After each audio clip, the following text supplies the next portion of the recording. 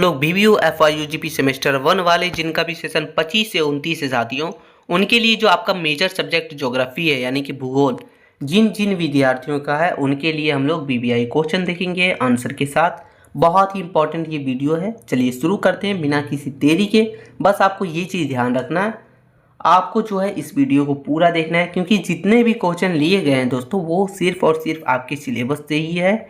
कोई भी बाहरी क्वेश्चन नहीं है और सारे क्वेश्चन आपके लिए बहुत बहुत ज़्यादा इंपॉर्टेंट है। ठीक है, आपका एग्जाम टोटल 60 मार्क्स का होता है। ठीक है, और आपका इसमें प्रैक्टिकल भी होता है, तो ध्यान रखिएगा। चलिए एक एक करके देखते हैं। तो पहला क्वेश्चन जो हमारा हो गया वो पृथ्वी की उत्पत्ति से संबंधित बिग बैंग थ्योरी जो हमारा है, बिग बैंग सिद्धांत, उसका वर्णन करना। तो चलिए देखेंगे। आंसर है कि बिग बैंग सिद्धांत जो है वो ब्रह्मांड की उत्पत्ति यानी पृथ्वी की उत्पत्ति और उसके विकास की वह वैज्ञानिक व्याख्या है जो यह मानती है कि आज से लगभग 13.8 अरब पहले पूरा ब्रह्मांड एक अत्यंत सूक्ष्म यानी कि असीमित घनत्व और अनंत तापमान वाले एक बिंदु के रूप में हुआ करता था। इस बिंदु में हुए एक आकस्मिक और भीषण विस्तार के परिणाम स्वरूप समय, स्थान और पदार्थ का जन्म हुआ और ब्रह्मांड का नियंत्रण विकास शुरू हुआ जो आज भी जारी है। यानी जो ये हमारा बिग बैंग थ्योरी है, बिग बैंग सिद्धांत है, उसका मानना है कि जो 13.8 अरब वर्ष पहले पूरा ब्रह्मांड एक जो है अत्यंत सूक्ष्म हुआ करता था। ठीक है, यानी कि कुछ नहीं हुआ करता था, असीमित घनत्व हुआ करता था, अनंत तापमान हुआ करता था, लेकिन ये जो है धीरे धीरे ये जो है ये विस्तार के बाद ये समय, स्थान और पदार्थ वगैरह का जन्म हुआ और पूरे ब्रह्मांड वगैरह का निरंतर यानी कंटिन्यू जो है इसका विस्तार शुरू हुआ, जो आज भी विस्तार हो रहा है। तो ऐसा मानना है बिग बैंग थ्योरी का। इसका ऐतिहासिक पृष्ठभूमि देखते हैं। तो जॉर्ज लेमेत्रे, ठीक है, जॉर्ज लेमेत्रे जो 1927 बेल्जियम के खगोल शास्त्री लेमेत्रे ने सबसे पहले यह विचार दिया कि ब्रह्मांड एक आदिम परमाणु से शुरू हुआ है। ये किसने कहा था? तो ये जॉर्ज लेमेत्रे ने 1927 में कहा था। ठीक है, ये एक बेल्जियम के खगोल शास्त्री थे। आगे देखिए, एडविन हबल 1929 अमेरिकी वैज्ञानिक हबल ने प्रमाण दिया कि आकाश गंगाएं एक दूसरे से दूर जा रही है। उन्होंने रेड शिफ्ट के माध्यम से सिद्ध किया कि ब्रह्मांड जो है विस्तारित हो रहा है यानी बढ़ रहा है ब्रह्मांड। ठीक है, तो ये एडविन हबल ने किया था। आगे देखेंगे बिग बैंग सिद्धांत के बारे में। तो ये सिद्धांत आखिर है क्या? तो यह सिद्धांत जो है दोस्तों वो ब्रह्मांड की उत्पत्ति का सबसे ठोस वैज्ञानिक आधार है, जिसका प्रतिपादन 1927 में जॉर्ज लेमेत्रे ने किया था। यह सिद्धांत बताता है कि ब्रह्मांड स्थिर नहीं है बल्कि जो है लगातार बढ़ रहा है, लगातार फैल रहा है। तो ये सिद्धांत बताता है, हमारा बिग बैंग थ्योरी बताता है। आगे देखेंगे एक एक करके। तो पहला हमारा विलक्षणता, ठीक है, यानी लगभग 13.8 अरब वर्ष पहले पूरा ब्रह्मांड जो है वो एक बिंदु के समान था। ठीक है, कुछ नहीं था। यह बिंदु बहुत ही गर्म और अत्यधिक सघन था। भौतिकी के सामान्य नियम यहाँ लागू नहीं हुआ करते थे, ये होता था। फिर महाविस्फोट और विस्तार, एक क्षण के भीतर इस बिंदु में तीव्र विस्तार हुआ। यह कोई असामान्य विस्फोट नहीं था बल्कि अंतरिक्ष का ही फैलाव था। इसके साथ ही समय की गणना शुरू भी हुई थी। तो ये मानता है बिग बैंग थ्योरी। फिर है पदार्थ का उदय। विस्फोट के कुछ सेकंड के भीतर ही ब्रह्मांड के तापमान थोड़ा गिरा, जिसे उप परमाणु कण, जिसमें कवाकर्स इलेक्ट्रिक्स, ठीक है, कवाकर्स इलेक्ट्रॉन्स वगैरह का जन्म हुआ। बाद में इनसे हाइड्रोजन और हीलियम के नाभिक वगैरह भी बने। तो ये मानता है हमारा जो है वो बिग बैंग सिद्धांत। आगे देखा जाए तो तारों और आकाश गंगाओं का जन्म। तो विस्फोट के लगभग 3 से 4 लाख साल बाद ब्रह्मांड इतना ठंडा हो गया कि परमाणु बन सके। ठीक है, जिसमें गुरुत्वाकर्षण का खेल, अंतरिक्ष में बिखरी हुई हाइड्रोजन गैस वगैरह जो है वो बादल गुरुत्वाकर्षण के कारण आपस में जुड़ने लगे थे, तारों का निर्माण होने लगा। जब ये बादल बहुत ही सघन हो गए तो उसके केंद्र पर परमाणु संलयन शुरू हुआ और पहले तारे चमके। तो ये तारों का निर्माण हुआ। आकाश गंगाएं, अरबों तारे के समूह ने मिलकर आकाश गंगाओं का रूप लिया। हमारी आकाश गंगा मंदिकिनी यानी मिल्की वे इसी प्रक्रिया का परिणाम है। ठीक है, फिर आगे देखिए तीसरा लिखा है कि सौर मंडल और पृथ्वी की उत्पत्ति जो कि 6.6 अरब वर्ष पहले मानी जाती है।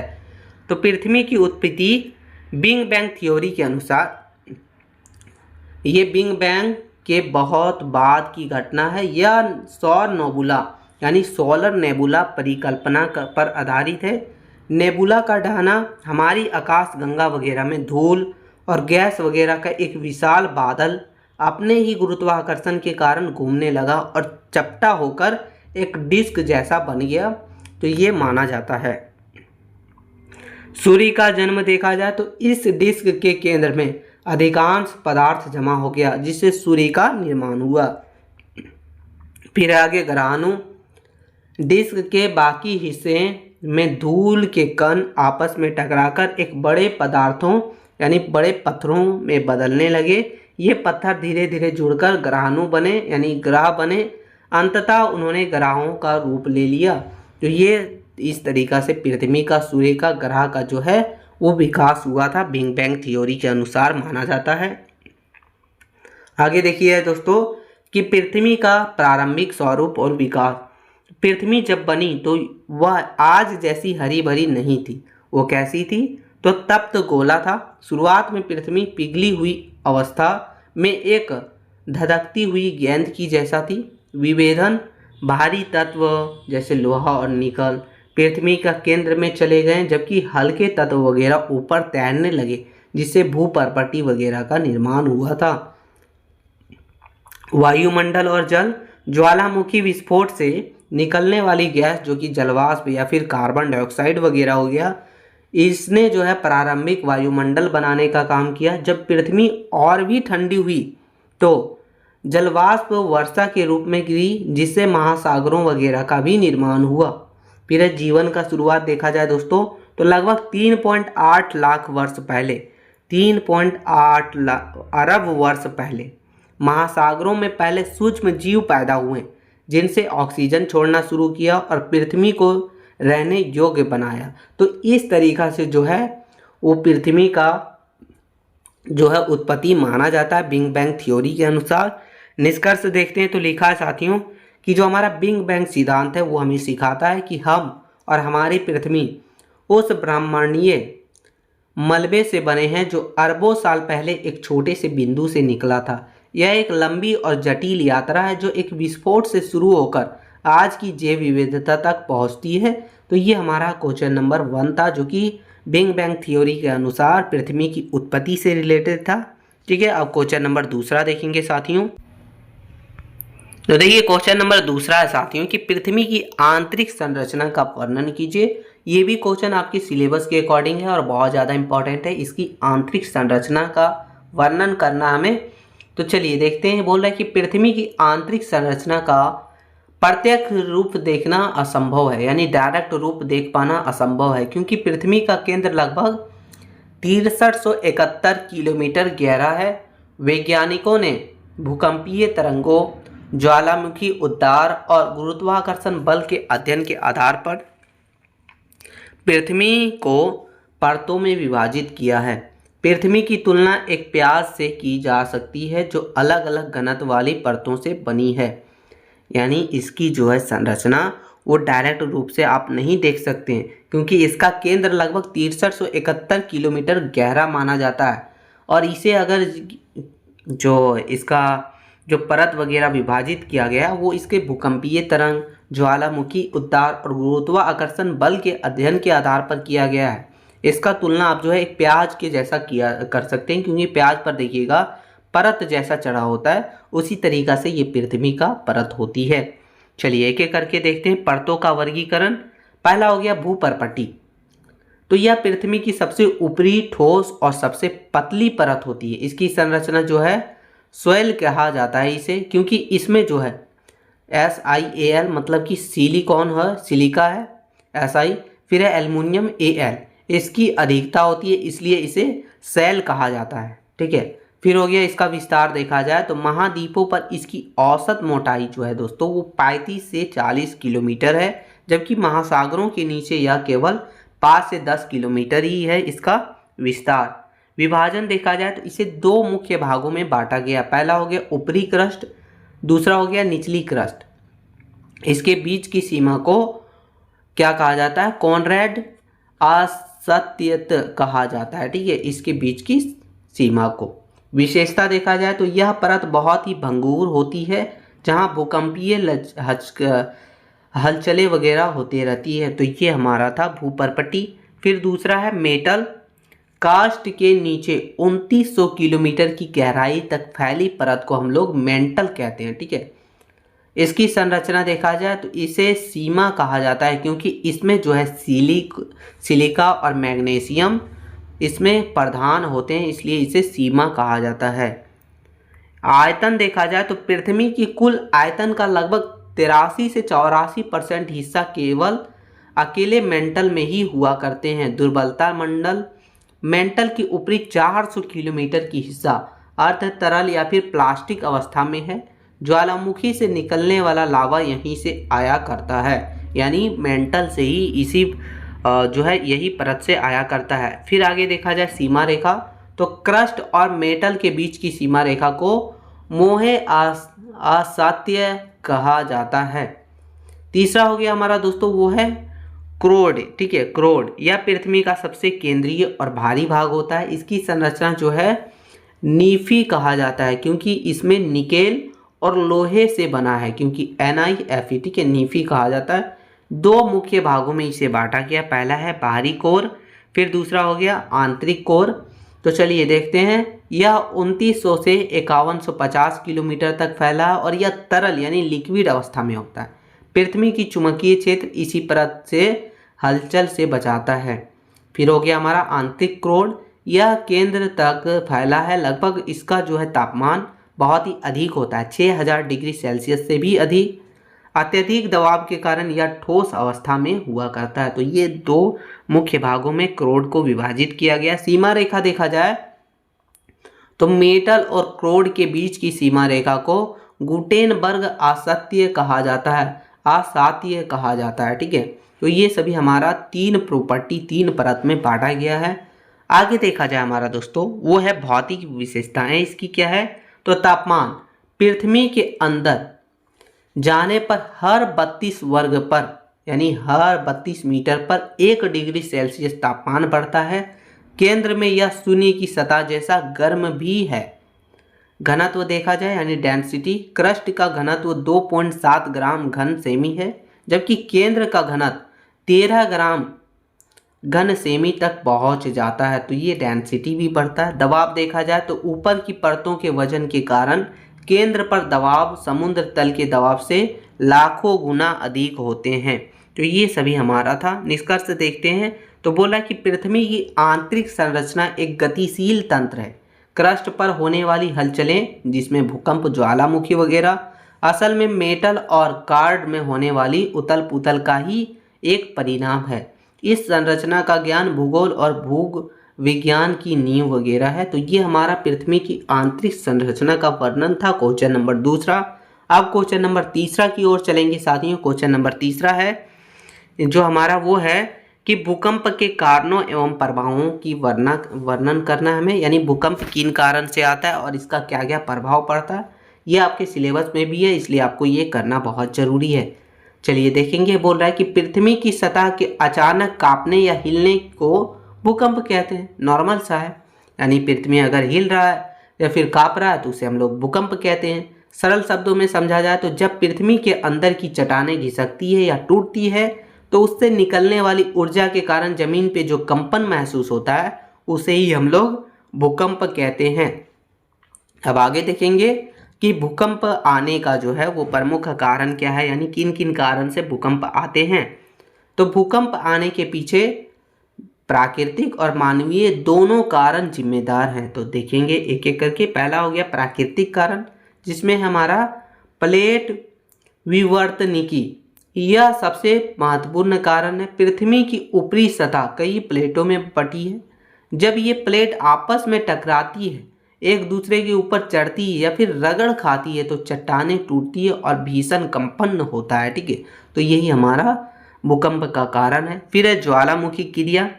जब ज्वालामुखी में भीषण विस्फोट होता है तो मेगा बहुत दबाव के साथ बाहर निकलता है, जिस दबाव से आप आसपास की जमीन कंपने लगती है और ये भूकंप का कारण होता है। फिर है भ्रसन।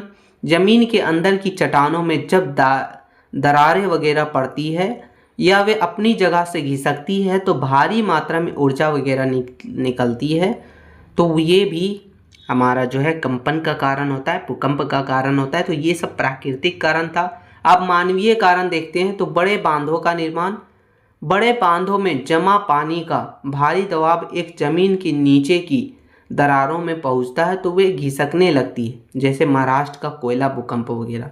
यानी बड़े बांध वगैरह बनाने से जब पानी का भारी दबाव जमीन के नीचे दरारों में पहुंचता है तो जमीन खिसकने लगती है, जिससे भूकंप आ जाता है। तो ये हमारा जो है मानवीय गतिविधि यानी फिर मानव के कारण होता है, मानव के गलतियों के कारण। फिर है परमाणु प्रशिक्षण। भूमिगत परमाणु विस्फोटों से भी पृथ्वी की ऊपरी परत में हलचल पैदा होती है और भूकंप आ जाता है। फिर है खनन और ड्रिगिंग। बहुत गहराई तक खुदाई या फिर तेल निकालने की प्रक्रिया से भी चट्टानें अस्थिर हो जाती है और जो पृथ्वी की सतह जो है वो कंपन होने लगती है और भूकंप आ जाता है। तो ये दोस्तों हमारा जो है प्राकृतिक और मानवीय गतिविधियां हैं जिसके कारण जो है हमारा भूकंप आता है। तो ये सभी कारण था। आगे देखेंगे जो है भूकंपीय तरंगों के प्रकार के बारे में। तो भूकंपीय जो तरंग है वो टोटल हमारा 3 प्रकार के होते हैं। पहला हो गया पी तरंग, जिसको बोलते हैं प्राइमरी वेव्स। ये सबसे तेज चलती है और ठोस तरल दोनों में ही सफ़र करती है, तो ये हमारा। दूसरा है एस तरंग यानी कि सेकेंडरी वेव्स। ये केवल ठोस में चलती है और तरल में गायब हो जाती है। और तीसरा हमारा हो गया एल तरंग यानी कि सरफेस वेव्स। ये सतह पर चलती है और सबसे ज़्यादा विनाशकारी होती है। तो ये 3 प्रमुख भूकंपीय तरंग के प्रकार हैं। अब आगे देखेंगे हम लोग साथियों कि आखिर जो भूकंप आता है तो उसका क्या क्या प्रभाव पड़ता है। तो वैसे तो नॉर्मली आप लोग को पता है, लेकिन फिर भी आपको लिखना है सेमेस्टर एग्जाम के लिए, तो उस हिसाब से आपको जानकारी होनी चाहिए। तो भूकंप के परिणाम विनाशकारी और दूरगामी होते हैं, जिसमें जान माल का विनाश होता है। घर हो गया, गगनचुंबी इमारतें हो गई, रेल पटरियां हो गई, पुल वगैरह ये सब गिर जाते हैं। मलबे के नीचे दबने से हजारों लोगों और पशु भी मर जाते हैं। तो ये सभी प्रभाव पड़ता है भूकंप का। फिर है भूस्खलन, जिसको बोलते हैं लैंडस्लाइड। पर्वतीय क्षेत्रों में भूकंप के झटके कमजोर चट्टानों को नीचे गिरा देते हैं, जिससे रास्ता वगैरह बंद हो जाते हैं, जमीनें वगैरह घिसक जाती है। सुनामी आता है। यदि भूकंप का केंद्र समुद्र की सतह में है तो समुद्र का पानी बहुत ऊंची लहरों के रूप में तटों पर हमला करता है, जिससे तटीय इलाके पूरी तरीक़ा से नष्ट हो जाते हैं। आगे देखिए, आगे जो प्रभाव पड़ता है वो है सतह का विस्थापन। भूकंप से जमीनें फट सकती है या फिर जमीन का एक हिस्सा ऊपर उठ सकता है और दूसरा हिस्सा जो है नीचे घसक सकता है। तो ये सभी जो है हमारा भूकंप से प्रभाव पड़ता है। अन्य दुर्घटना जिसमें बिजली का शॉर्ट सर्किट से आग लगना, पानी और गैस का पाइपलाइन वगैरह फटना, ये सभी प्रभाव जो है हमारा भूकंप आने से होता है। अब आगे हम लोग देखेंगे मित्रों कि जो भूकंप आता है यानी भूकंप का मापने का तरीका क्या है, यानी भूकंप की तेजी या फिर भूकंप को किस किस तरीके से मापा जाता है। तो पहला हो गया हमारा रिक्टर स्केल। ठीक है, रिक्टर स्केल या भूकंप की तीव्रता यानी कि इसकी गति और इसकी स्पीड को मापने का काम करता है, जो 0 से लेके 10 तक हुआ करता है। फिर है मार्केली स्केल या भूकंप से होने वाले नुकसान के आधार पर मापन करता है। और तीसरा हमारा सिस्मोग्राफ यह यंत्र जो है वो भूकंप को तरंगों को रिकॉर्ड करने का काम करता है। तो ये 3 तरीके से भूकंप का मापन किया जाता है। निष्कर्ष देखा जाए तो लिखा है साथियों कि भूकंप जो है वो पृथ्वी की आंतरिक हलचलों से उत्पन्न होने वाला एक तीव्र कंपन।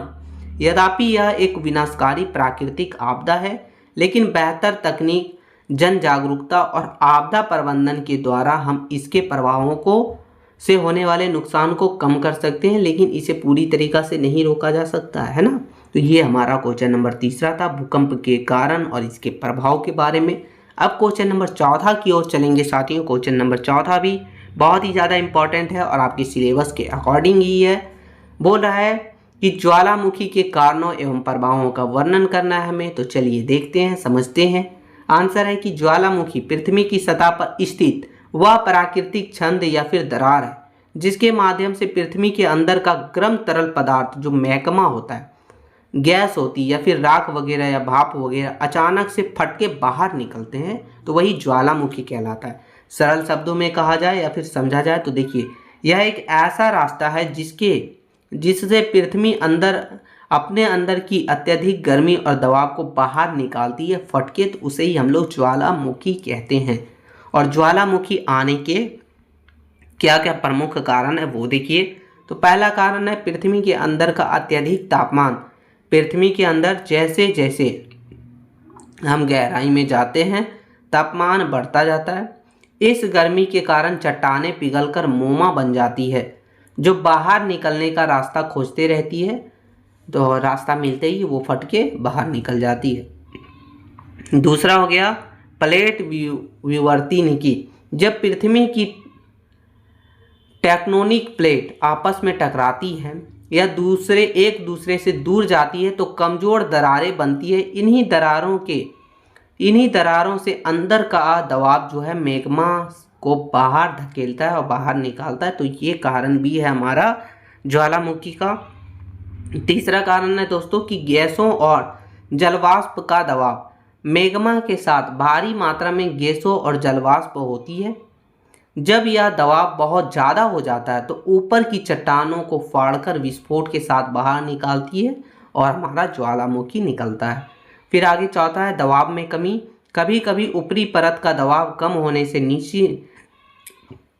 नीचे की चट्टान जो है वो पिघल जाती है और ज्वालामुखी का रूप ले लेती है। ठीक है, तो ये सभी जो है दोस्तों वो प्रमुख कारण है जो ज्वालामुखी के आने का प्रमुख कारण है। आगे देखेंगे जो हमारा ज्वालामुखी आता है उसका प्रभाव क्या होता है। ठीक है, यानी उससे जो भी विनाशकारी या फिर लाभदायक फायदे होते हैं वो हम देखेंगे। तो ज्वालामुखी के प्रभाव विनाशकारी और लाभदायक दोनों हो सकते हैं। ठीक है, वो कैसे हो सकते हैं वो चलिए देखेंगे। पहला देखेंगे हम लोग इसके नकारात्मक प्रभाव के बारे में, उसके बाद इसके सकारात्मक प्रभाव यानी कि लाभकारी प्रभाव के बारे में देखेंगे। तो पहले देखते हैं नकारात्मक, जिससे तबाही होती है। ज्वालामुखी से निकलने वाला गर्म लावा और राख गांवों और शहरों को जलाकर राख कर देता है, तो ये पहला तबाही। दूसरा हो गया पर्यावरण प्रदूषण होता है। इसमें से निकलने वाली जहरीली गैस जो हमारा सल्फर डाइऑक्साइड होता है हवा को प्रदूषित करती है और अम्लीय वर्षा वगैरह का कारण बनती है ये, तो ये इसका नकारात्मक प्रभाव है। फिर तीसरा नकारात्मक प्रभाव है वो है जलवायु परिवर्तन। हवा में फैली राख जो है वो सूरज की रोशनी को रोकने का काम करती है जिससे कुछ समय के लिए तापमान गिर सकता है। ये जलवायु परिवर्तन भी होता है। फिर है भूकंप और सुनामी का कारण। बड़े विस्फोटों से स्थानीय भूकंप आते हैं। जैसे विस्फोट अचानक से हुआ, धरती फटा, तो जो धरती का जो भूपर्पटी है या फिर जो चट्टानें वगैरह नीचे है वो भी हिलने लगती है या फिर भूकंपन आता है जिससे भूकंप भी आ सकते हैं। और समुद्र में होने वाला विस्फोट से तो सुनामी भी उठ सकती है। तो ये सभी जो है नकारात्मक प्रभाव है हमारा ज्वालामुखी के। अब इसके सकारात्मक प्रभाव को भी हम देख लेते हैं, यानी कुछ कुछ जो है इसका सकारात्मक प्रभाव है वो क्या क्या है। देखिए, उपजाऊ मिट्टी। ज्वालामुखी की राख और लावा से बनी काली मिट्टी खेती के लिए बहुत ज़्यादा उपजाऊ मानी जाती है। यानी ज्वालामुखी जैसे ही फटा उससे निकलने वाला जो राख है या लावा से जो बनता है काली मिट्टी वो जो है खेती के लिए बहुत ज़्यादा उपजाऊ होती है। तो ये इसका एक जो है सकारात्मक प्रभाव समझ सकते हैं। दूसरा है कीमती खनिज। ज्वालामुखी के साथ साथ कई बार हीरा, सोना, तांबा और गंधक जैसे कीमती खनिज भी बाहर आते हैं, तो ये भी हमारा लाभकारी प्रभाव हो गया। तीसरा हो गया पर्यटन और भूतापीय ऊर्जा। ज्वालामुखी वाले क्षेत्रों में गर्म पानी को झरने पर्यटन को बढ़ावा देना, गर्म पानी के झरने पर्यटन को बढ़ावा देना, बिजली वगैरह बनाने का भी काम आता है ये सब। तो ये सभी जो है हम ज्वालामुखी के नकारात्मक और सकारात्मक दोनों प्रभावों को देखें साथियों। अब देखते हैं ज्वालामुखी के प्रकार के बारे में, यानी आखिर कितने प्रकार के ज्वालामुखी होते हैं। तो पहला जो हमारा है वो है सक्रिय ज्वालामुखी, जिसको बोलते हैं एक्टिव, जिनमें जो है जिनसे हमेशा लावा निकलता रहता है। एग्जाम्पल के लिए आपका जो है माउंट एंटना जो कि इटली में है, बैरन द्वीप जो कि भारत में है। तो ये हमारा जो है सक्रिय ज्वालामुखी है। फिर हो गया सूतपुर ज्वालामुखी, जो लंबे समय से शांत है लेकिन कभी भी फट सकते हैं, जैसे कि नारकोंडम जो हमारा भारत में है। फिर है फुंजीयामा जो कि जापान में है। तो ये सुप्त ज्वालामुखी है जो शांत तो है लेकिन कभी भी फट सकते हैं, ठीक है। तीसरा है शांत मृत ज्वालामुखी, इनमें भविष्य में विस्फोट की कोई संभावना नहीं है, जैसे कि माउंट पोपा म्यांमार। तो ये सभी जो है हमारा प्रमुख ज्वालामुखी के प्रकार हैं। ये 3 प्रकार के ज्वालामुखी होते हैं। विश्व स्तर पर इसका वितरण देखा जाए तो दुनिया के अधिकांश ज्वालामुखी प्रांत यानी प्रशांत महासागरीय पेटी में ही पाए जाते हैं, जिसे अग्नि विलय कहा जाता है। इसके अलावा मध्य महापर्दीपीय पेटी जो कि हिमालय और आल्प्स वगैरह में भी ज्वालामुखी मिलते हैं। तो ये सभी विश्व में इसका वितरण देखा जाए, निष्कर्ष देखा जाए ज्वालामुखी का, तो लिखा है साथियों कि ज्वालामुखी जो है हमारा वो प्रकृति की एक शक्तिशाली प्रक्रिया है, जहां एक तरफ ये विनाशकारी होते हैं, वहीं दूसरी तरफ देखा जाए तो मिट्टी के उपजाऊ बनाने, धरती की संरचना और खनिज वगैरह को बाहर लाने में ये मदद करते हैं, जिससे इसकी जो है धरती की संरचना को संतुलित रखने में भी मदद मिलती है। तो ये ज्वालामुखी के बारे में था, इसके कारण, इसके प्रभावों के बारे में हमने हर एक चीज़ के बारे में देखा, इसके प्रकारों के बारे में। तो ये क्वेश्चन नंबर 4 था हमारा, बहुत ही इंपॉर्टेंट है। आगे क्वेश्चन नंबर 5वां देखेंगे। क्वेश्चन नंबर 5वां है साथियों कि वायुमंडल की संरचना एवं संगठन का वर्णन करना हम लोग। संगठन, ठीक है। तो चलिए, पृथ्वी की चारों ओर लपेटे हुए विभिन्न गैसों, जलवाष्प और घुले कणों के विशाल आवरण को वायुमंडल कहते हैं। यानी कि पृथ्वी के जो चारों तरफ बहुत सारे गैस हैं, जलवाष्प हैं, धूल कण वगैरह, उसके एक विशाल आवरण को हम लोग वायुमंडल कहते हैं, यानी एटमॉस्फेयर कहते हैं, जो पृथ्वी के गुरुत्वाकर्षण बल के कारण इसके साथ टिका हुआ है। आगे देखेंगे हम लोग कि पहले देखते हैं कि वायुमंडल के संगठन के बारे में। तो वायुमंडल मुख्य रूप से 3 मुख्य तत्वों से मिलकर बना है। पहला हमारा है दोस्तों वो है अस्थाई गैस यानी परमानेंट गैस, जिसमें नाइट्रोजन होता है जो 78% पाया जाता है, 78.08%। यह सबसे अधिक मात्रा में है। यह वस्तुओं को तेजी से जलने से बचाती है और पेड़ों के लिए प्रोटीन का मुख्य स्रोत के रूप में ये नाइट्रोजन काम करती है। तो ये वायुमंडल में सबसे अधिक है, ठीक है। दूसरा हमारा ऑक्सीजन है, जो कि 20.95% ऑक्सीजन है। यह जीवनदायिनी गैस है जो हमारे श्वास वगैरह लेने में भी काम आती है। यह श्वसन और ऊर्जा के लिए बहुत ज़्यादा आवश्यक है। तो ये वायुमंडल में 20.95% पाया जाता है। फिर आर्गन जो है हमारा वो है 0.93%। यह एक अक्रिय गैस है, ठीक है। अक्रिय यानी इनएक्टिव गैस के इनर्ट गैस के रूप में है। तो ये हमारा जो टोटल जितने भी हमारा सक्रिय गैस है यानी परमानेंट गैस वायुमंडल में, वो हमने देखा। आगे देखेंगे परिवर्तनीय गैस यानी वेरिएबल गैस के बारे में, जिसमें हमारा कार्बन डाइऑक्साइड हो जाता है 0.036%। ये सौर विकिरण के लिए पारदर्शी है, लेकिन पृथ्वी से निकलने वाली गर्मी को रोकती है, जिससे पृथ्वी गर्म रहती है और ग्रीन हाउस प्रभाव इससे होता है। तो ये कार्बन डाइऑक्साइड। ओजोन जो है वो पाया जाता है जब यह समताप मंडल में पाई जाती है। यह सूर्य की हानिकारक जो परावैंगनिक किरण है उसको 99% तक सोख लेने का काम करता है। तो ये हमारा जो है परिवर्तनशील या फिर परिवर्तनीय गैस हैं। आगे देखा जाए जलवाष्प जो वाटर वेपर, तो वायुमंडल में इसकी मात्रा 0 से लेकर 4% तक बदलती रहती है। यह मौसम परिवर्तन, वर्षा और बादलों के निर्माण का आधार के रूप में ये जलवाष्प माना जाता है, ठीक है। आगे धूलकण देखा जाए दोस्तों, तो ये समुद्री नमक, मिट्टी, सूक्ष्म मिट्टी, धुएं और राख के रूप में होते हैं। ये सूर्योदय और सूर्यास्त के समय आकाश के लाल नारंगी रंग और बादलों के बनने में मदद करने का काम करती है, ठीक है साथियों। साथियों देखिए, ये सब जो हमारा है वो वायुमंडल का संगठन है। संगठन मतलब कंपोजिशन, यानी क्या क्या चीज़ मिलके जो है हमारा वायुमंडल बना है वो। ठीक है, अब हम लोग देखेंगे दोस्तों जो वायुमंडल जो हमारा है उसकी संरचना के बारे में, वायुमंडल की संरचना के बारे में, क्योंकि हमको दोनों देखना है। ठीक है, हमारा क्वेश्चन ये दोनों देखना है। तो चलिए देखते हैं कि तापमान की विशेषताओं के आधार पर वायुमंडल को जो है वो 5 प्रमुख परत में विभाजित किया गया है। कौन कौन सा परत है? तो पहला हमारा हो जाता है क्षोभ मंडल। इसकी ऊंचाइयां देखा जाए तो इसकी ऊंचाइयां भूमध्य रेखा पर 18 किलोमीटर और ध्रुव पर जो है 8 किलोमीटर है इसकी ऊंचाइयां क्षोभ मंडल की। इसकी विशेषता देखा जाए साथियों तो विशेषता देखिए लिखा है कि इसे जो है हम लोग वो वर्तमान परिवर्तन मंडल, इसे परिवर्तन मंडल भी कहते हैं, क्योंकि मौसम के सभी घटनाएं जैसे वर्षा हो गया, चक्रवात हो गया या फिर ओला वगैरह जो बरसता है वो सभी यहीं से होती है। ठीक है, ये हमारा क्षोभ मंडल से ही होता है, परिवर्तन मंडल से ही होता है। तापमान इसका देखा जाए तो इसमें प्रति 165 मीटर की ऊंचाइयां पर तापमान 1 डिग्री सेल्सियस घटते रहता है। यानी जैसे जैसे 165 किलोमीटर की ऊंचाइयां पर जैसे जैसे आप चलते जाइएगा 1 किलोमीटर जो 1 डिग्री सेल्सियस जो है तापमान वो घटते जाएगा। ठीक है, इसे जो हम लोग सामान्य ह्रास दर भी कहते हैं। दूसरा जो है हमारा वो है सप्ताप मंडल। इसकी ऊंचाइयां दोस्तों वो है 50 किलोमीटर तक है। इसकी विशेषता यहाँ बादल और जलवाष्प नहीं होते हैं, इसे दृश्यता स्पष्ट होती है, यानी यहाँ से दृश्यता आप देख सकते हैं। यह जेट विमानों के उड़ान के लिए सबसे सुरक्षित परत है, यानी यहाँ से जो है जेट विमान यानी एरोप्लेन वगैरह जहाज़ें वगैरह उड़ती है। ठीक है, तो ये है आपका समताप मंडल।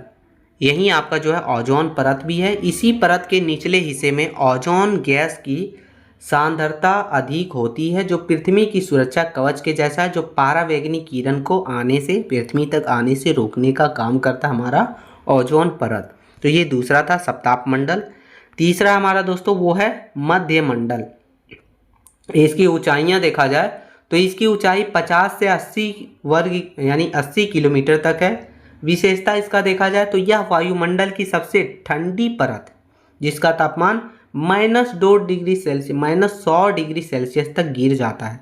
अंतरिक्ष से आने वाले उल्कापिंड हवा के घर्षण से वहीं जलकर यानी यहीं जलकर नष्ट हो जाते हैं। यही हमारा मध्य मंडल में ही जलकर नष्ट हो जाते हैं और पृथ्वी तक नहीं आते हैं। ठीक है, तो यही जो है मध्य मंडल की विशेषता है। आगे जो हमारा चौथा है वो है आयन मंडल, जिसे ताप मंडल भी बोलते हैं। इसकी ऊंचाई जो है दोस्तों वो 80 से लेके 640 किलोमीटर तक है। विशेषता यह ऊंची यानी ये ऊंचाई के साथ तापमान बहुत तेज़ी से बढ़ता है। यहाँ ऊंचाई के साथ जो तापमान बहुत ही तेज़ी से बढ़ता है। यहाँ विद्युत अवशेषित कण जिसको आयंस वगैरह बोलते हैं वो पाए जाते हैं। ठीक है, आयंस वगैरह यहाँ पाए जाते हैं। महत्व देखा जाए तो यह जो है हमारा वो परत रेडियो संचार के लिए अनिवार्य है, सैटेलाइट वगैरह के लिए। पृथ्वी से भेजी गई रेडियो तरंग इसी परत से टकराकर वापस आती है। यह अरोरा जो कि उत्तरी और दक्षिणी ध्रुवीय ज्योति है जैसी सुंदर घटनाएं यहीं से दिखाई देती है। ये हमारा आयन मंडल से यानी फिर तापमंडल से। फिर हमारा पांचवा जो मंडल है लास्ट मंडल वो है ब्रह्ममंडल। ठीक है, जिसकी ऊंचाइयां 640 किलोमीटर से ऊपर की ऊंचाइयों को ब्रह्ममंडल बोलते हैं। इसकी विशेषता यह वायुमंडल की सबसे ऊपरी परत है और विराट परत है। ठीक है, यह जहाँ कुछ ना हो, यहाँ ना ही हवा है यानी हवा ना के बराबर है।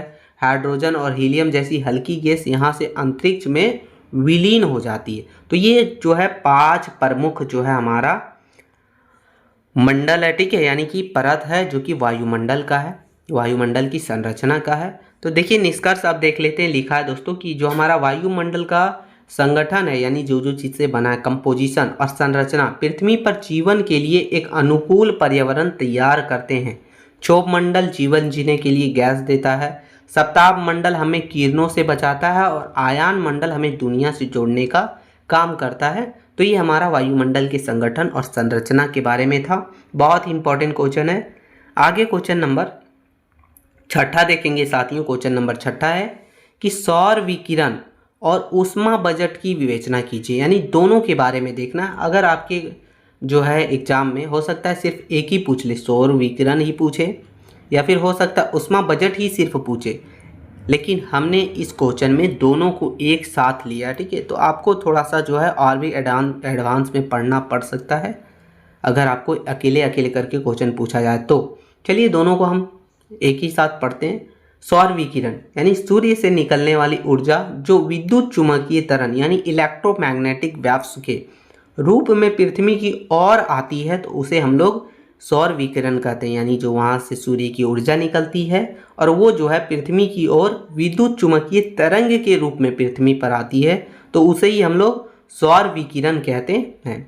ऊष्मा बजट क्या हो गया, तो पृथ्वी द्वारा प्राप्त की गई सौर ऊर्जा और पृथ्वी द्वारा वापस भेजी गई अंतरिक्ष में वापस भेजी गई या छोड़ी गई ऊर्जा के बीच के संतुलन को हम लोग ऊष्मा बजट कहते हैं। यानी पृथ्वी से जो ऊर्जा आया और फिर से रिटर्न जो है अंतरिक्ष में गया, तो इसके बीच की संतुलन को हम लोग जो है वो ऊष्मा बजट कहते हैं। तो ये छोटा सा इंट्रो था दोनों के बारे में। अब इसका पहले हम लोग देखेंगे सौर विकिरण की प्रक्रिया और इसकी विशेषता के बारे में। तो सूर्य के केंद्रों में नाभिकीय संलयन की प्रक्रिया होती है, यानी न्यूक्लियर फ्यूजन की प्रक्रिया होती है, जिससे अत्यधिक मात्रा में ऊर्जा निकलती है, जिसमें आपका हो गया लघु तरंगे यानी शॉर्ट वेव्स। सूर्य की धरातल बहुत ही गर्म लगभग 6000 डिग्री सेल्सियस है, इसलिए वहाँ से निकलने वाली किरण बहुत ही छोटी और तीव्र होती है, यानी छोटी होती है और बहुत ही तेज होती है, और इसे हम लोग लघु तरंगे कहते हैं, लघु तरंग कहा जाता है। फिर आगे हो गया हमारा सूर्यताप यानी इंसोलेशन। पृथ्वी की सतह पर पहुँचने वाली विकिरण को सूर्यताप कहते हैं। पृथ्वी सूर्य की कुल ऊर्जा का केवल 2 अरबवां हिस्सा ही प्राप्त करती है, लेकिन यह छोटा हिस्सा ही पृथ्वी पर जीवन चलाने के लिए बहुत ज़्यादा पर्याप्त के रूप में है, यानी बहुत है, काफ़ी है, ठीक है। आगे देखेंगे वायुमंडलीय प्रभाव। रास्ते में ओजोन परत हमारा हो जाता है, बादल, धूलकण और जलवाष्प वगैरह इस विकिरण को प्रभावित करते हैं। तो ये हमारा सौर विकिरण का जो है प्रक्रिया और विशेषता था। आगे देखेंगे कि पृथ्वी का ऊष्मा बजट जो है वो 100 इकाइयों का वैज्ञानिक विश्लेषण के आधार पर हम लोग समझने का प्रयास करेंगे। तो देखिए मान लीजिए कि सूर्य का टोटल जो है एनर्जी जो है वो 100 इकाई है, ठीक है, उसके रूप में हम लोग मान लेते हैं। वायुमंडल की ऊपरी परत तक पहुंचती है। इस ऊर्जा के बंटवारा 2 मुख्य भाग में होता है, यानी ये जो 100 इकाई है उसका बंटवारा 2 मुख्य भाग में होता है। कैसे कैसे, तो देखिए पहला होता है अंतरिक्ष में तुरंत परावर्तन। ये 35 इकाइयाँ पृथ्वी के धरातल और वायुमंडल को बिल्कुल भी गर्म नहीं करती और टकराकर वापस चली जाती है। यानी ये जो 35 इकाइयाँ हैं, 35 यूनिट्स है, वो पृथ्वी की धरातल और वायुमंडल को बिल्कुल भी गर्म नहीं करती है, बल्कि क्या करती है, टकराती है और वापस, यानी ऐसे टकराई फिर वापस चली गई, ठीक है। तो ये होता है। कैसे होता है, तो बादलों द्वारा। जो 27 इकाइयाँ जो है वो बादलों के ऊपरी सफ़ेद हिस्से से टकराकर वापस चल जाती, यानी कि ये से बादल है, यहाँ 27 इकाई आया, यहाँ से टकरा के फिर से वापस चली गई। फिर है परिकिरणन। 6 इकाइयाँ जो है वो हवा में मौजूद छोटे धूलकणों और गैस के अणुओं से टकराकर अंतरिक्ष में बिखर जाती है। और जो 6 इकाइयाँ हैं जो वहाँ की धूलकणें जो हैं, गैस की अणुएं हैं, उन सभी से टकरा के अंतरिक्ष में धीरे धीरे फैल जाती है, बिखेर जाती है, ठीक है। फिर है धरातलीय परावर्तन, और जो हमारा 2 इकाइयाँ बच जाती है वो पृथ्वी पर मौजूद चमकीले क्षेत्र, जैसे मान लीजिए बर्फ़ का चादर हो गया, ग्लेशियर वगैरह हो गया, उन सभी से टकराकर वापस चली जाती है। तो ये 35 इकाइयाँ को जो है पृथ्वी का एल्बेंडो भी कहा जाता है, यानी ये पृथ्वी का एल्बेंडो कहलाता है, ये जो हमारा 35 इकाइयाँ हैं। फिर हमारा जो दूसरा है साथियों वो है पृथ्वी और वायुमंडल द्वारा अवशोषण। बाकी बची जो 65 इकाइयाँ जो है वो धरती के तंत्र में ऊर्जा भरने का काम करती। 35 जो है वो वापस तो चली जाती है, बाकी बच गया हमारा 65, और ये जो है धरती की तंत्र में ऊर्जा भरने का काम करती है। वायुमंडल द्वारा जो 14 इकाइयाँ हैं वो हवा के विभिन्न गैस, जैसे ओजोन गैस हो गया, जलवाष्प वगैरह जो भी है, उन सभी के द्वारा रास्ते में ही सोख ली जाती है। 14 इकाई तो वहीं सोख लिया गया, वहीं उन्होंने ले लिया। अब रह गया 51 जो हमारा धरातल द्वारा। 51 इकाइयाँ सीधे पृथ्वी की जमीन और समुद्रों द्वारा सोख ली जाती है। तो ये सभी जो है हमारा वो ऊष्मा बजट है। आगे देखा जाए कि ऊष्मा का निष्कासन यानी पार्थिव विकिरण, पृथ्वी गर्म होने के बाद खुद एक रेडिएटर बन जाती है। चूंकि सूर्य जो है हमारा, जो पृथ्वी है सूर्य की तुलना में ठंडी है, इसलिए इससे निकलने वाली ऊर्जा दीर्घ तरंगे यानी कि लॉन्ग वेव के रूप में होती है।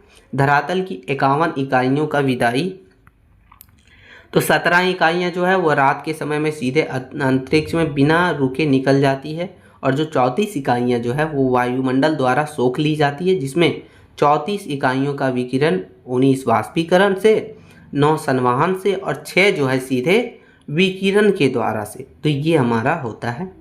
फिर वायुमंडल की कुल निकासी देखा जाए जो कि 48 यूनिट है।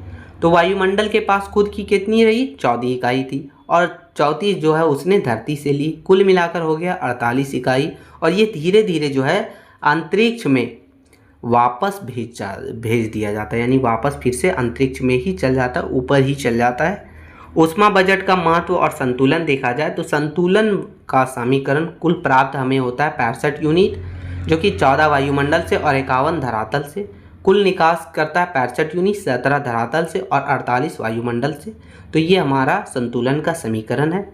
चलिए आगे देखेंगे मित्रों, जो है स्थिर तापमान, इसी 65 के बराबर लेन देन के कारण पृथ्वी का औसत तापमान लगभग 15 डिग्री सेल्सियस बना रहता है।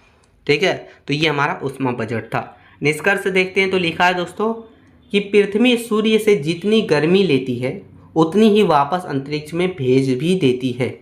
इसी लेन देन के संतुलन को जो है हम लोग ऊष्मा बजट कहते हैं। अगर यह संतुलन बना रहता है तो पृथ्वी का तापमान नॉर्मल रहता है, यानी सामान्य रहता है। लेकिन अगर गर्मी वापस आ जाए, यानी गर्मी वापस ना जा पाए, तो धरती पर ग्लोबल वार्मिंग बढ़ने लगती है। तो ये हमारा था दोस्तों ऊष्मा बजट और सौर विकिरण के बारे में।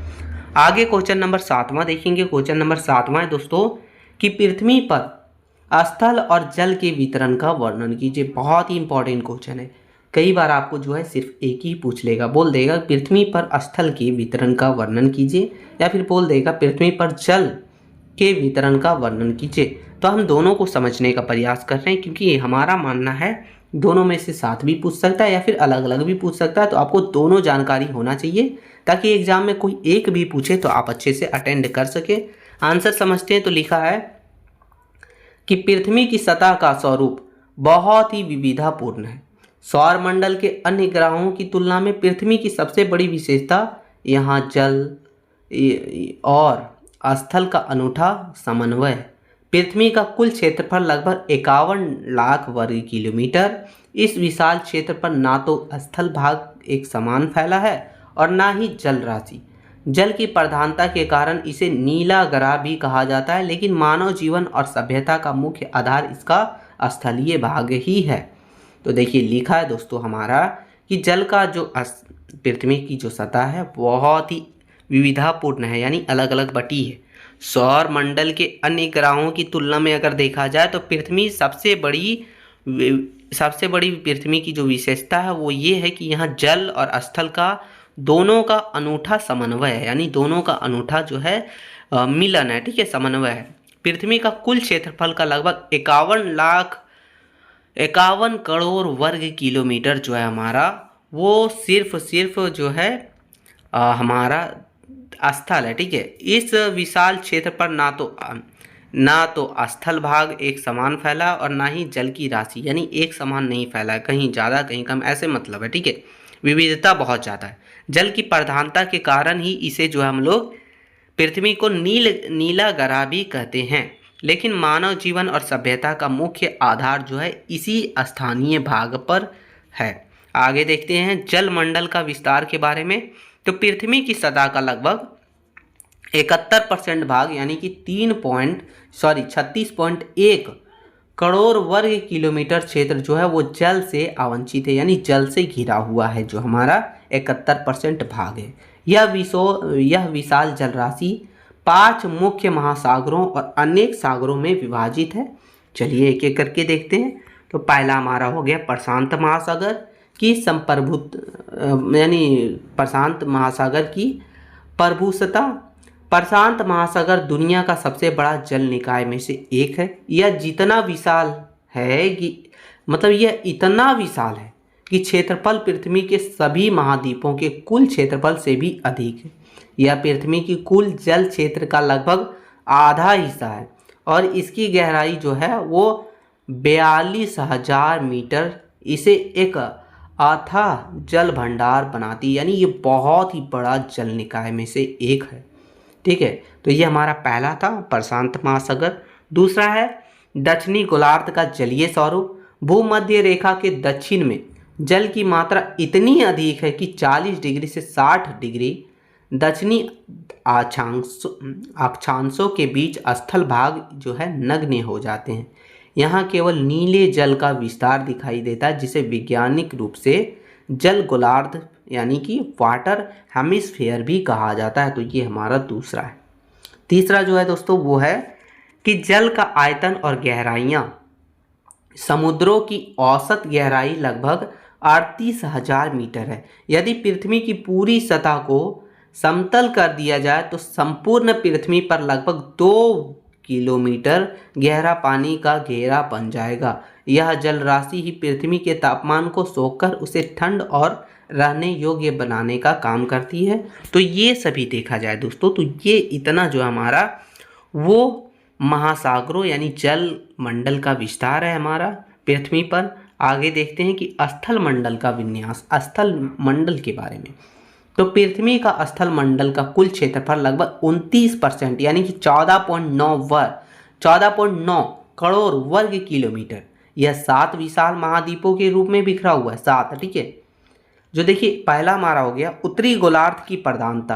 पृथ्वी का लगभग 2/3 स्थल जो है वो 2/3 स्थल भाग भूमध्य रेखा के उत्तर में स्थित है, जहाँ एशिया आता है, यूरोप आता है, उत्तरी अमेरिका जैसे विशाल भूखंडों का जमाव है। यही कारण है कि मानव इतिहास का अधिकांश महान सभ्यताएं इसी गोलार्ध में विकसित हुई है। इसे जो है थल गोलार्ध यानी कि लैंड हेमिस्फीयर भी कहा जाता है, थल गोलार्ध भी कहा जाता है। फिर दूसरा हो गया हमारा वो है महाद्वीपों की विशिष्ट संरचना। अधिकांश महाद्वीपों की एक अनोखी विशेषता यह है कि वे उत्तर में अत्यधिक चौड़े हैं और दक्षिण की ओर सक्रिय हुए, जैसे कि दक्षिणी अमेरिका, अफ्रीका और ऑस्ट्रेलिया इसके प्रमुख उदाहरण के रूप में है, जहां उनके जो है वो दक्षिण की ओर सक्रिय हैं और उत्तर की ओर अत्यधिक चौड़े हैं। यह संरचना समुद्री धाराओं और पवन तंत्र को एक विशेष दिशा प्रदान करने का काम करती है। फिर हमारा अगला हो गया साथियों जो है आकांक्षीय विस्तार और ऊंचाई। स्थल का सबसे बड़ा हिस्सा यानी 30% से 30 डिग्री से 70 डिग्री उत्तरी अक्षांशों के बीच केंद्रित है। स्थल की औसत ऊंचाई समुद्र तल से मात्र 840 मीटर है। यह महासागरों की गहराई के सामने बहुत ही कम है। इसमें ऊंचे पर्वत शिखर जैसे कि माउंट एवरेस्ट, विशाल पठार जैसे तिब्बत का पठार वगैरह इसमें शामिल होता है। तो ये सभी जो है हमारा स्थल का जो है विन्यास था, स्थल के बारे में था। तो हमने दोनों के बारे में देखा, जल स्तर और जो है हमारा स्थल। ठीक है, फिर आगे देखेंगे कि वितरण की प्रमुख भौगोलिक विशेषताओं के बारे में। तो हम दोनों के बारे में देखेंगे। तो देखिए लिखा है कि स्थल और जल के वितरण में कुछ विशेष नियम दिखाई देते हैं जिन्हें समझना बहुत ही जरूरी है। पहला हो गया विपरीत स्थिति। ठीक है, विपरीत स्थिति जिसको बोलते हैं एंटीपोडल पोजीशन। पृथ्वी के धरातल पर स्थल और जल एक दूसरे के बिल्कुल विपरीत दिशा में स्थित है। उदाहरण के तौर पर देखा जाए तो उत्तरी ध्रुव पर अधिक अंटार्कटिका सागर है, तो दक्षिणी ध्रुव पर अंटार्कटिका महाद्वीप स्थित है। यह संतुलन पृथ्वी की गुरुत्वाकर्षण और घूर्णन के लिए बहुत ही जरूरी माना जाता है। ठीक है, तो ये विपरीत स्थिति है। फिर हो गया असमान वितरण का कारण। वैज्ञानिक रूप से यह माना गया है कि करोड़ों साल पहले सभी महाद्वीप एक साथ जुड़े हुए थे, जिसमें पेंजिया बोला जाता है, जो बाद में जो है विवर्तनिक प्लेट के हलचल के कारण अलग अलग हो गए, यानी फैल गए, अलग हो गए, और बीच में जो है समुद्र वगैरह, महासागर वगैरह आ गया। इसी प्रक्रिया ने आज के इस असमान वितरण को जन्म देने का काम किया है।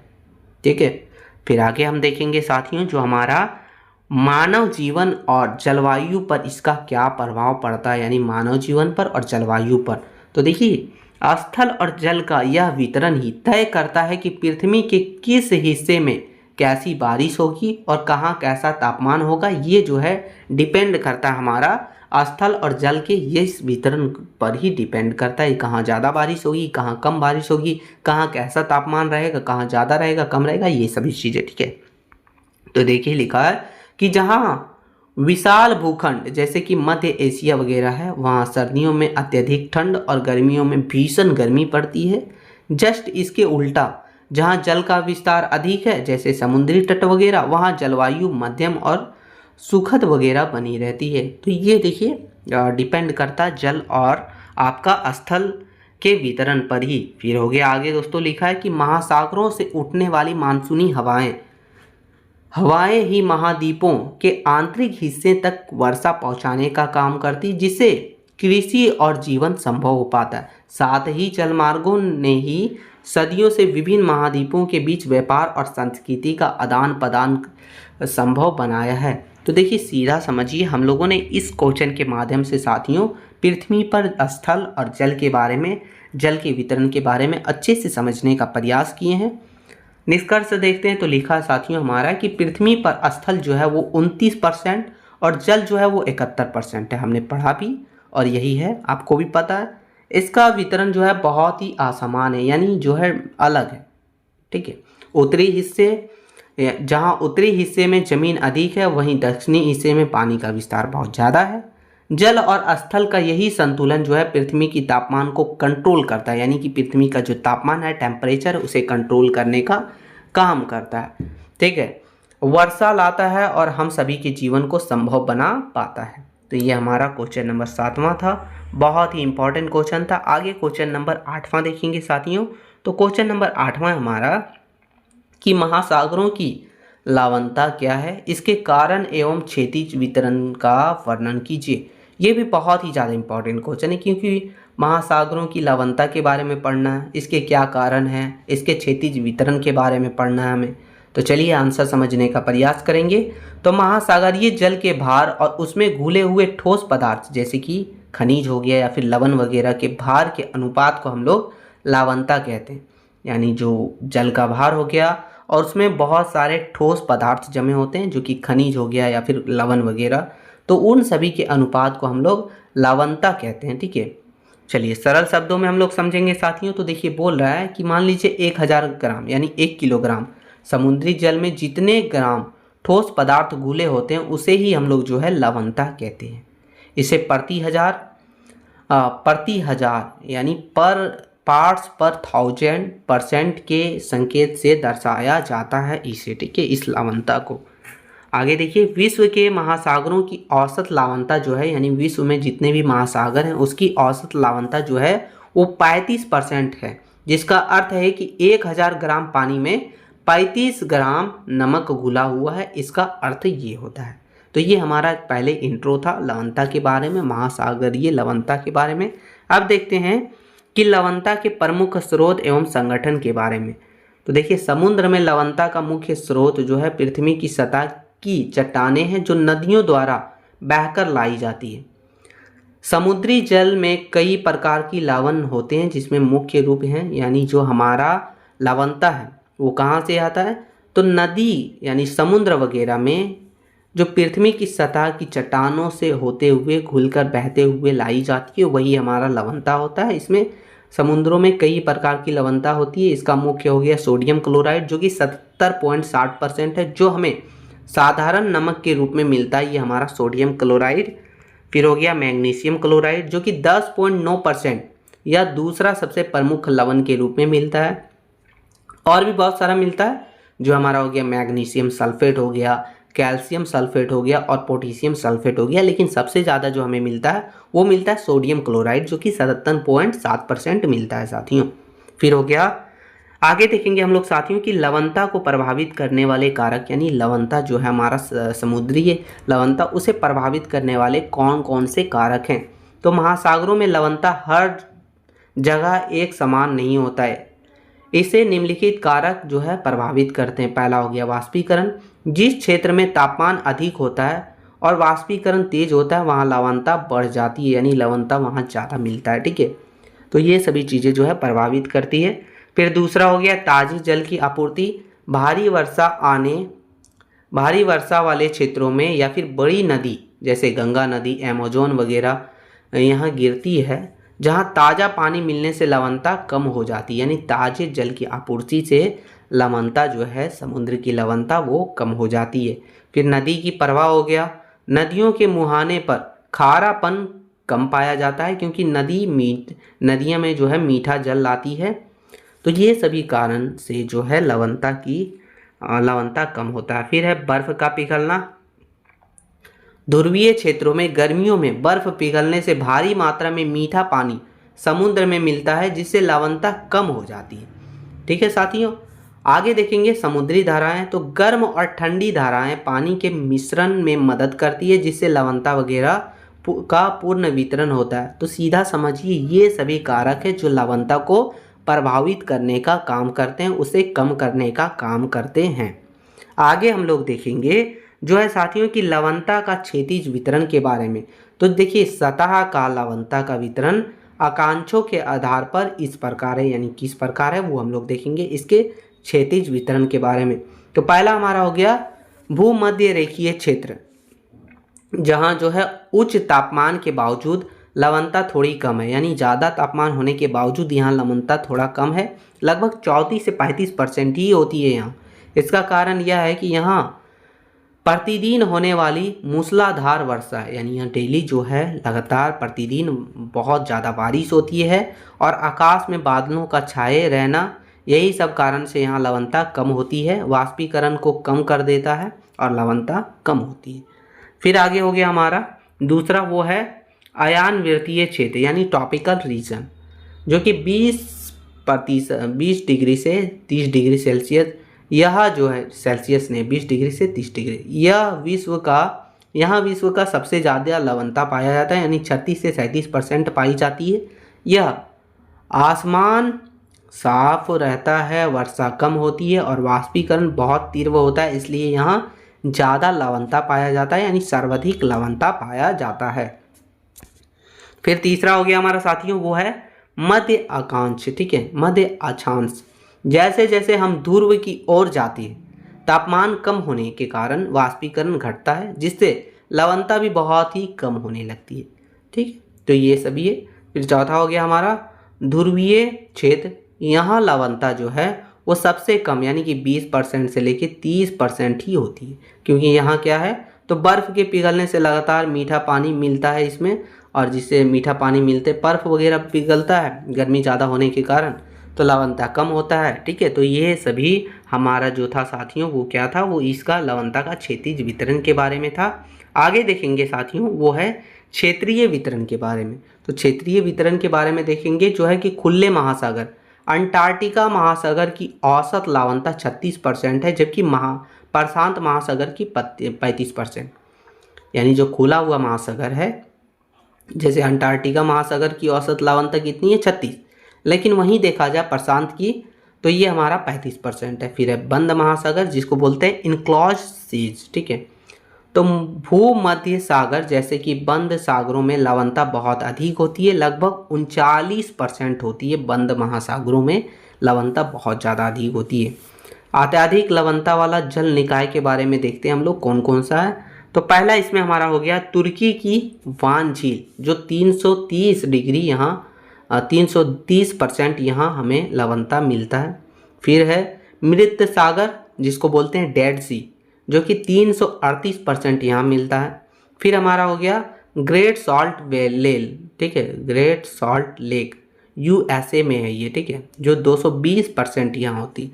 तो टोटल ये सभी जो है हमारा अत्यधिक लवणता वाला जल निकाय है।